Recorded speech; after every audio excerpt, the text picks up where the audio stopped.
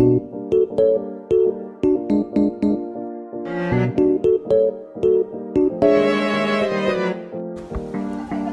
everyone, I'm Erickson Sabado, your reporter for nanotechnology. Let's talk about nanotechnology. Nanotechnology is everywhere. And what is actually nanotechnology? Nanotechnology is a branch of science and engineering devoted to designing, producing, and using structures and devices and systems by manipulating atoms and molecules at nanoscale.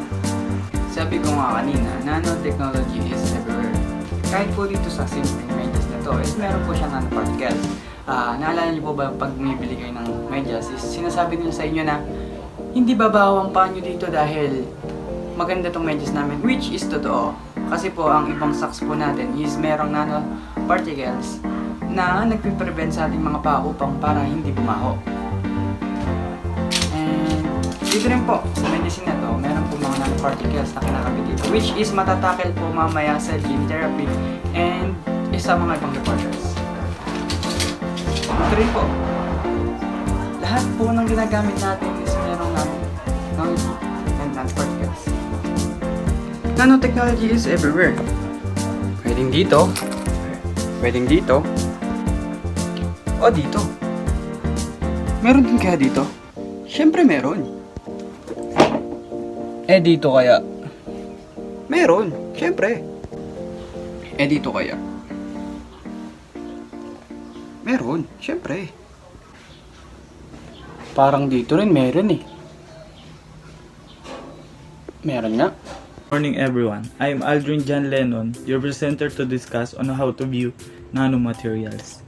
Scientists use special type of microscope to view minute nanomaterials. This includes electron microscope, atomic force microscope, and scanning tunneling microscope. So let's start with the first one, the electron microscope. During the early 1930s, scientists used electron microscope and field microscope to look at the nanoscale. Electron microscope is the one of the special type of microscope that has been used by the scientists. Ernst Ruska and Max Knoll built the first electron microscope during the 1930s. This type of microscope utilizes a particle beam of electrons to light up a specimen and develop a well-magnified image. Electron microscope produce higher and better resolution than older light microscope because they can magnify object to 1,000,000 times, while conventional light microscope can magnify object up to 1,500 times only. So there are two general types of electron microscope, namely scanning electron microscope and transmission electron microscope. So the second type of microscope is the atomic force microscope, or AFM. It makes use of a mechanical probe that gather information from the surface of a material. Atomic force microscope is a powerful technique that enables the imaging of almost any type of surface, including polymers, ceramics, composites, glass, and biological samples. AFM is used to measure and localize many different forces, including adhesion, strength, magnetic forces, and mechanical properties. So it was developed by Gerd Binning, Calvin Quate, and Christoph Gerber in 1986. The third one is scanning tunneling microscope. It is an imaging technique used to obtain ultra-high resolution image at the atomic scale without using light or electron beams. So this special type of microscope enables scientists to view and manipulate nanoscale particles, atoms, and small molecules. It works by scanning a very sharp metal wire tip over a surface by bringing the tip very close to the surface and applying an electrical voltage to the tip or sample. We can image the surface on an extremely small scale down to resolving individual items. In 1986, Gerd Binning and Heinrich Rohr won the Nobel Prize in Physics because of this invention. I would like to end this presentation by saying statement. The scanning tunneling microscope and the atomic force microscope are just among the modern and remarkable advancements in microscopy. Thank you for listening and I hope you learned something today. Bye! This video is the third part of a documentary about nanoworld and gene therapy. What is nanomanufacturing? Nanomanufacturing is the scaled-up, repeatable, and cost-effective manufacturing of nanoscale materials, structures, devices, and systems. These materials and devices are then used to produce innovative, next-generation products that provide higher performance at a lower cost and improve sustainability. Nanomanufacturing can be divided into two approaches. The first is the top-down approach, and the second is bottom-up approach. The top-down approach, this is a conventional approach in which a bulk material is sliced or cut down until it reaches the size of nanoparticles. And the bottom-up approach, this approach refers to a method of building up a nanomaterial atom by atom, molecule by molecule, in order to achieve desired properties. According to National Nanotechnology Initiative, advanced processes that enable bottom-up nanomanufacturing include the chemical vapor deposition. Chemicals are combined to react and produce very pure, high-performance films. Molecular beam epitaxy, a method of depositing single crystals, especially useful in semiconductor manufacturing. Atomic layer epitaxy, a process for depositing one atom thick layers on a surface.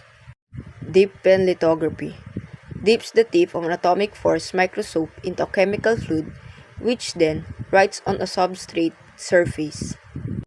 Nanoimprint lithography creates nanoscale features by stamping or printing them onto a surface. Roll-to-roll processing produces nanoscale devices on a roll of ultra-thin plastic or metal in high volumes. And lastly, self-assembly, a process by which individual chemical or biological molecular structures group themselves together naturally to form an ordered structure without outside direction. So that's all, guys. Thank you for listening, and I hope you learned something about this documentary. Once again, I am Giselle Veloso from Cream 1D.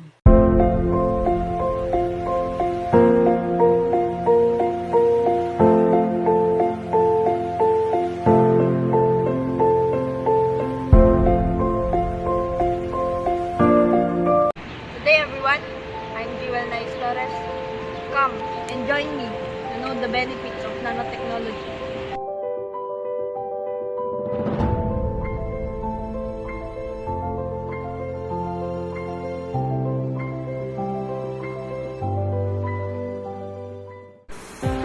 Nanotechnology is the manipulation of matter on a near atomic scale to produce new structures, materials, and devices.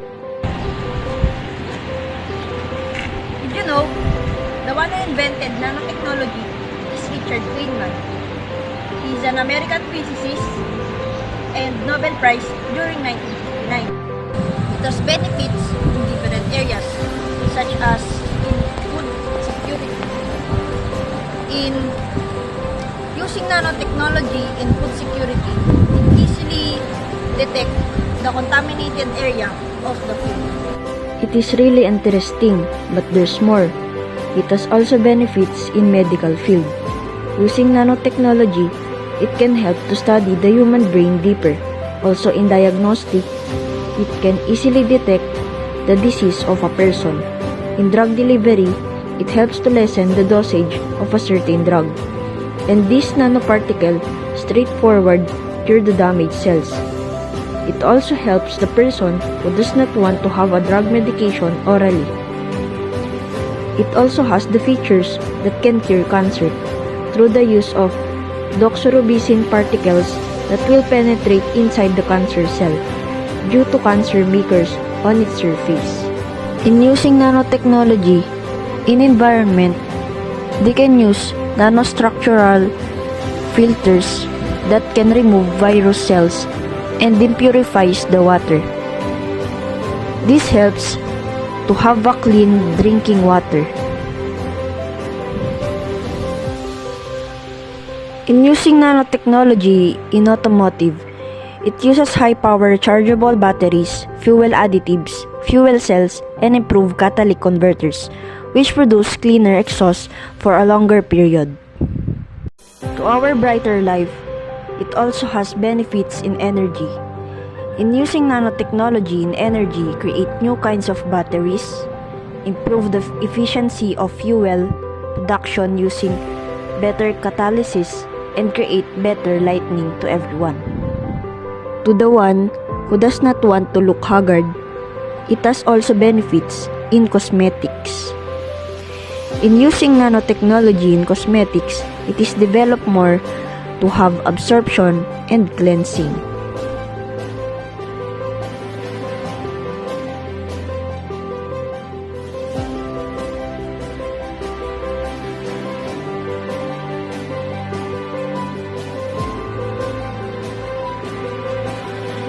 Nanotechnology in textiles. In using nanoscale fabrics, it helps to prevent staining or wrinkling and bacterial growth.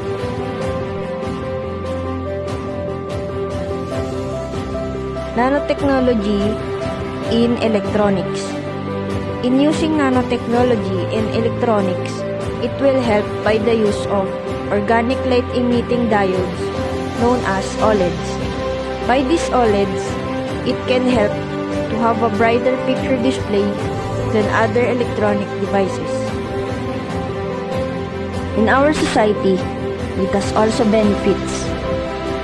Nanotechnology is all about designing, characterization, production, application, and marketing structures of nanoscale dimensions. The interdisciplinary field of nanotechnology is accepted as windows of new opportunities for providing solutions not only in the core technical area but also promisingly addressing developmental issues like water, eco-recommendation, and sustainable energy.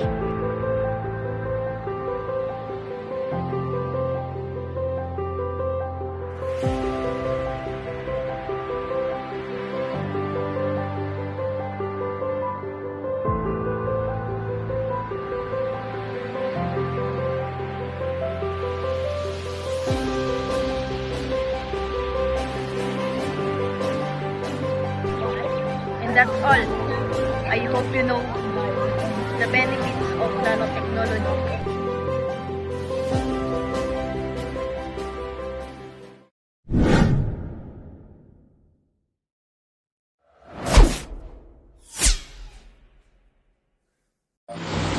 Good day everyone, I'm John Maynard Vimea from CRIM 1D. Today, I'm going to discuss gene therapy. But first, let's answer the question, what is gene therapy? Gene therapy is defined as the transfer of disease by transfer of genetic material into cell.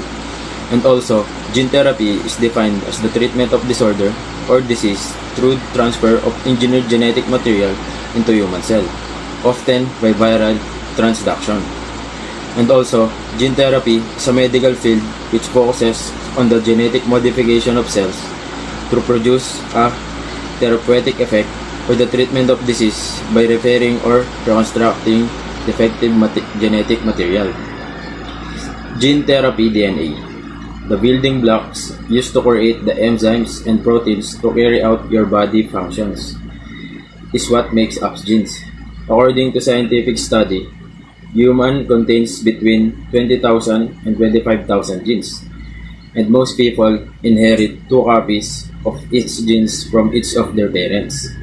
In gene therapy, a patient's own cell receives a functional copy of a gene. A functioning gene that produces a normal protein corrects the disease's underlying cause and may have healing. disease-modifying effects.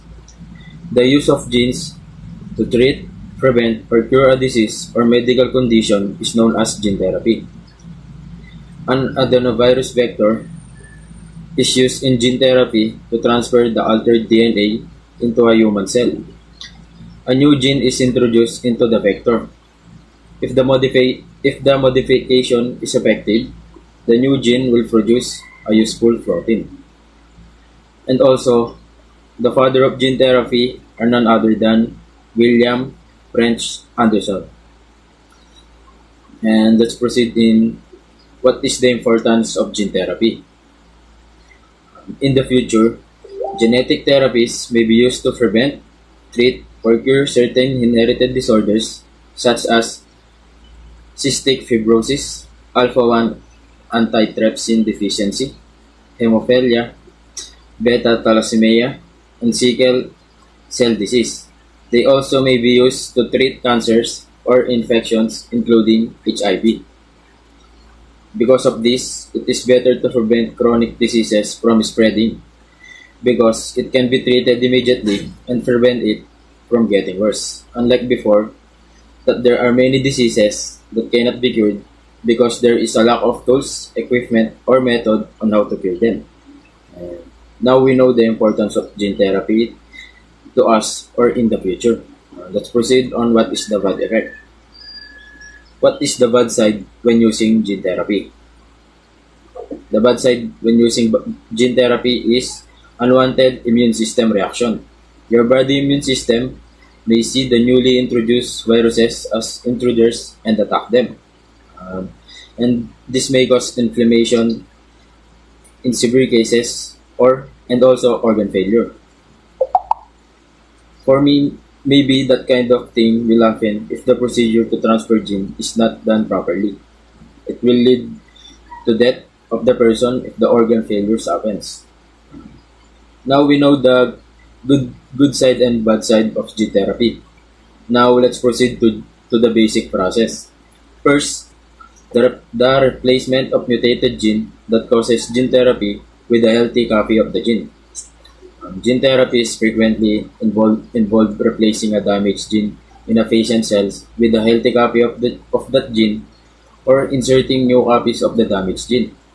And also, gene therapy has been used to treat both acquired disorder like leukemia and genetic diseases like hemophilia and sickle cell disease.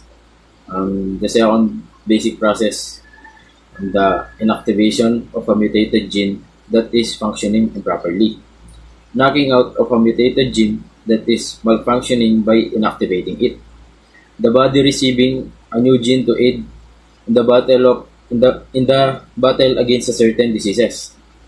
Examples include some of this type of HIV medicines that are now undergoing clinical trials, and certain cancer treatment that have already been commercialized. And the last process is introducing a new gene in the body to help fight a disease.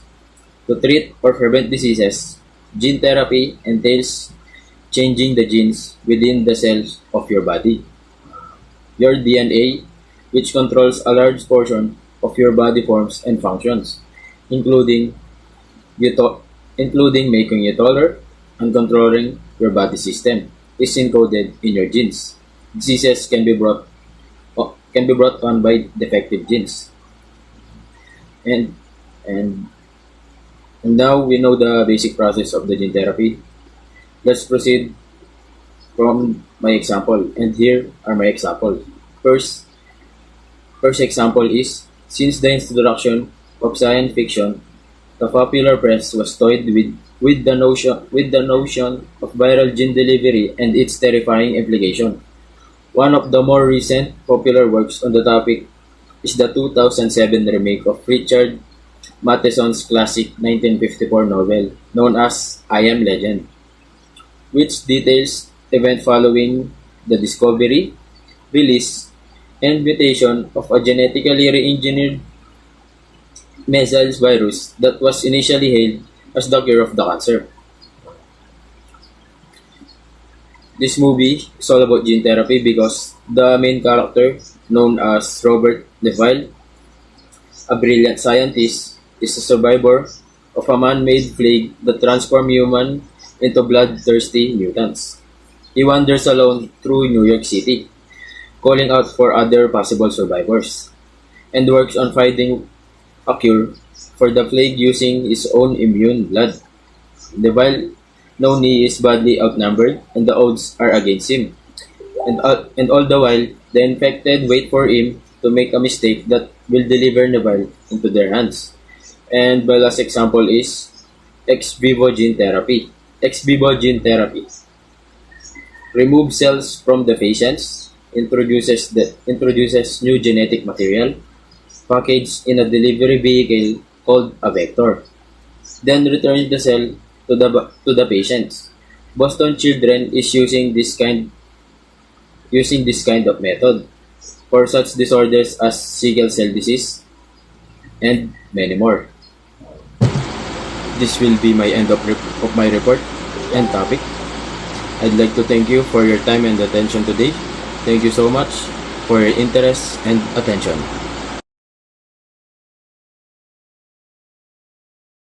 Everyone, I'm Julian Alshira Magaran. We have here the two types of gene therapy. The first one is the somatic gene therapy and germline gene therapy.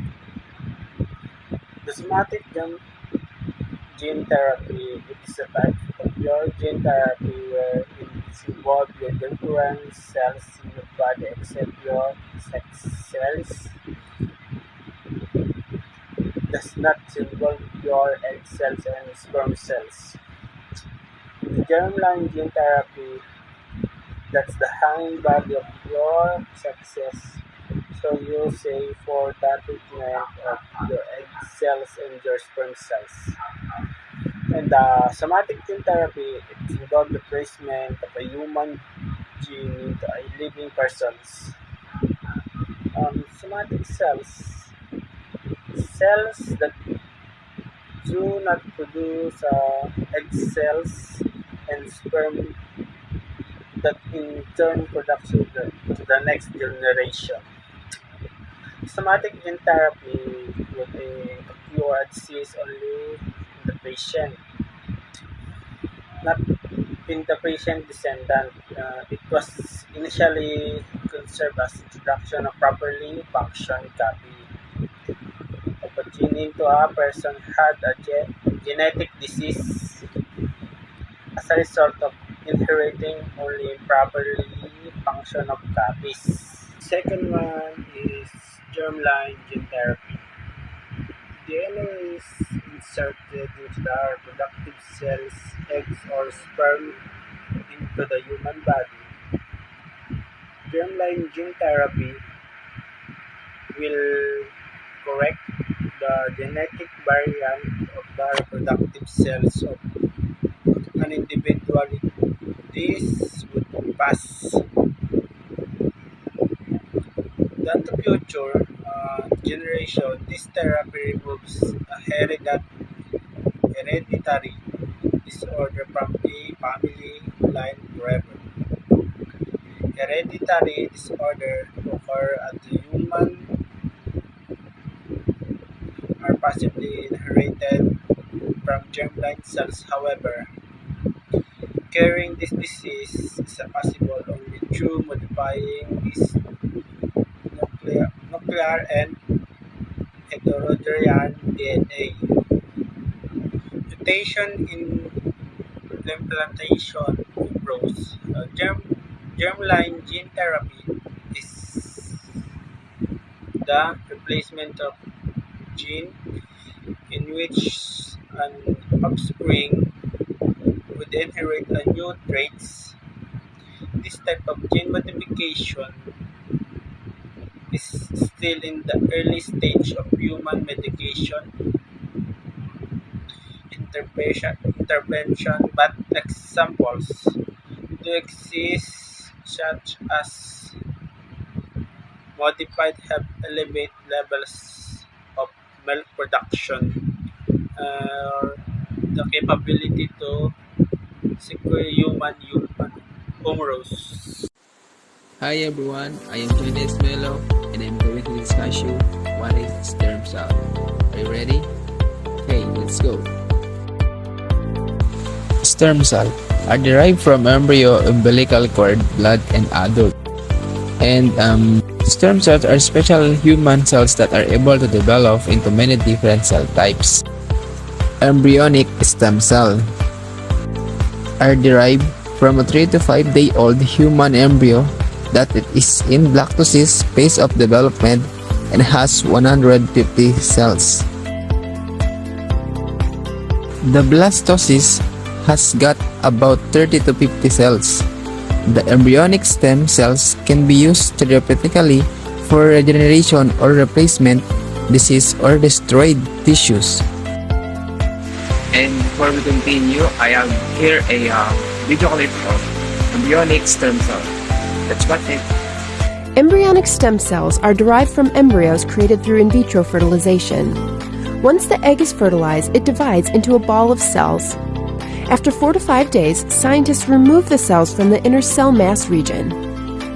They are then transferred to a laboratory dish where they continue to grow and divide. By adding different growth factors, it's possible to change these embryonic stem cells into different cell types, such as nerve, bone, muscle, and pancreatic. And let's talk about important qualities of embryonic stem cells. Self-renewal capacity and pluripotent nature. They are capable of differentiating into all types of cells in ectodermal, endodermal, and mesodermal layers. And the next one is somatic stem cells. What is somatic stem cell? Are cells that exist throughout the body after embryonic development.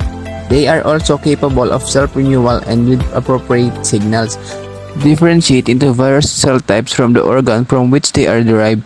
The extent to which they are capable of creating various subcells is controversial. Somatic stem cells. Adult stem cells can undergo normal differentiation pathways to give rise to specialized cells of the tissue wherein they are located. There are types of stem cells, specialized somatic cells. Number 1 is hematopoietic stem cells. Differentiate into blood cells, red blood cells or RBC, B lymphocytes, T lymphocytes, neutrophils, basophils, eosinophils, monocytes, natural killer cells, and macrophages. Number 2 is mesenchymal stem cells, also known as bone marrow stromal stem cells, bone cells, cartilage cells, fat cells, and stromal cells that regulate blood production. And number 3 is neural stem cells, are present in the brain and can differentiate into neurons, nerve cells, astrocytes, and oligodendrocytes.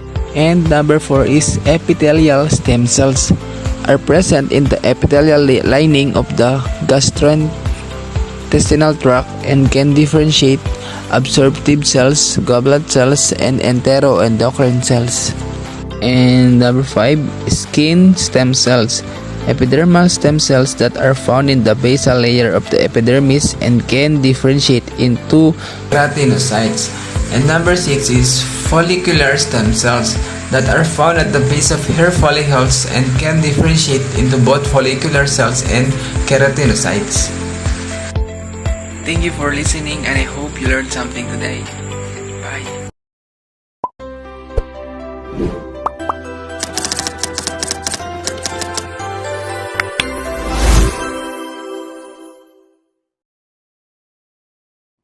Good day everyone, my name is Zaira S. Gutierrez and today I will share a little bit knowledge about the bioethics of gene therapy.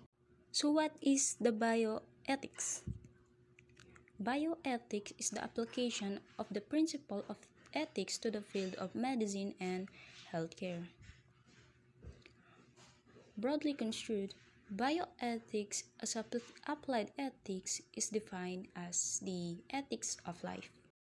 Bioethics is concerned with the ethical issues that arise from the emergence and development in the life science such as biotechnology and medicine.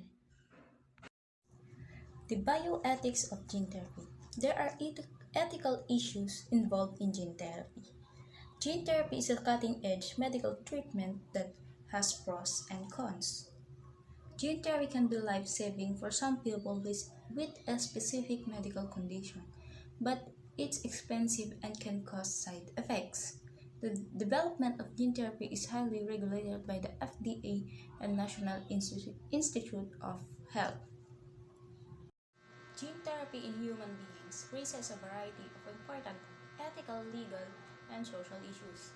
Somatic gene therapy, or SGT, is similar to other forms of medical treatment in that the goal is to treat or prevent diseases in individuals. SGT raises questions concerning safety and efficacy of treatments and protection for human research subjects.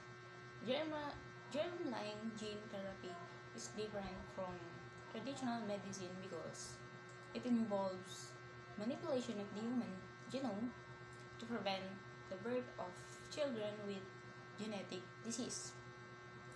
Germline gene therapy has been much more controversial than STT because it creates risks not only to patients but also to the future generations. And it may lead to genetic enhancement. Genetic enhancement raises a number of difficult issues including human traits, parental control over children's lives, exacerbation of discrimination and social inequalities and eugenics. I believe that the cost of this treatment should not be out of the reach for the average person. If only the rich are able to have access to this treatment, the impacts will not be as great as they could be. Everyone should be allowed access to gene therapy if they have a serious genetic disease. The gene therapy will be dangerous in the future if it was used wrongfully. No one knows the long-term effect of this treatment could have, I think the medical community should proceed with caution. There are many thoughts that have to go into this procedure, and I think people should be careful when considering a life-altering gene therapy. So thank you for listening, and I hope you learned something to this video. Thank you, and have a nice day, everyone.